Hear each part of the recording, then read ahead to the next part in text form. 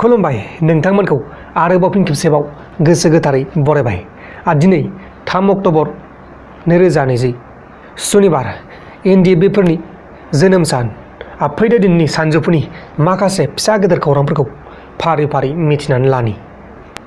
गिबि खौराङा जाबाय पुनेनि लकेल शिबसेनानि लिडारखौ हर गेजेराव माखासे सुबुंफोरा मटर साइकेलजों फैना बुथारना गालांबाय।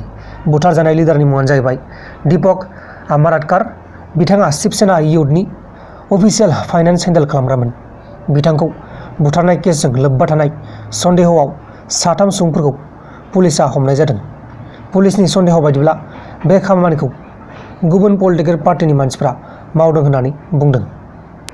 मुकेश खान्ना बिथाङा शक्तिमान ट्रिलजिखौ नोजोर होनानै शक्तिमान पार्ट 2 थाबैनो फैगासिनो होननानै बिथाङा बुंदों।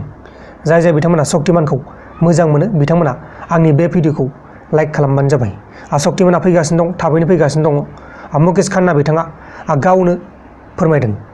जरहाट मेडिकेल कलेज एन्ड हस्पिटालाव सासे फेक नार्स एबा नार्स जाफ्लानाय आइजोखौ पुलिसआ एरेस्ट खालामबाय।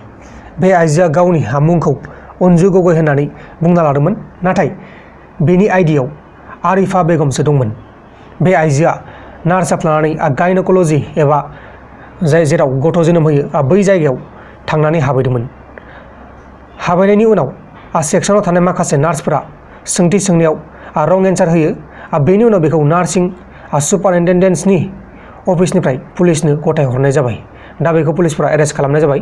मानसिया नैबेनोमोन, नार्स जाफ्लानानै बियो गथ'फोर जोनोम होग्रा सेक्सनाव थांदोंमोन, माने गायन'कल'जि काउन्टाराव थांदोंमोन बियो। बेनि उनाव पुलिसनो हरनाय जाबाय बेखौ। लखिमपुर पुलिसआ 2 ड्राग्स लाग्रा सुबुंफोरखौ एरेस्ट खालामनो हादों। ड्राग्सखौ अरुणाचल प्रदेशआव लांनो नागिरदोंमोन। हमजानाय सुबुंफोरनि मुङानो जाहैबाय मोहम्मद कबीर उद्दीन आरो लीलभानु। सासेया सिख्ला आरो सासेया सेंग्रा। मानसिफोरा बिसोरनोमोन, नाथाय बिसोरनि मेगनखौ होथेनाय जादों।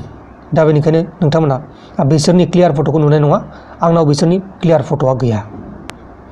दिनै एनडिएफबिफोरनि जोनोम सान। बर' हारिखौ सुथुरफोरनि आखाइनिफ्राय उदां खालामनो थाखाय दिनैनि बे सानाव बर'लेण्ड आर्मिया जोनोम जादोंमोन। बिर जोहोलावफोरनिसिम आंनि गोसो गोरबोनिफ्राय मान बावहरनाय जाबाय।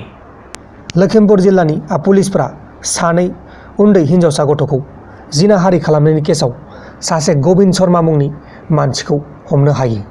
जाथाया जादोंमोन बान्देरदेवा खाथि नम्बर 2 पार्बतीपुर गामियाव।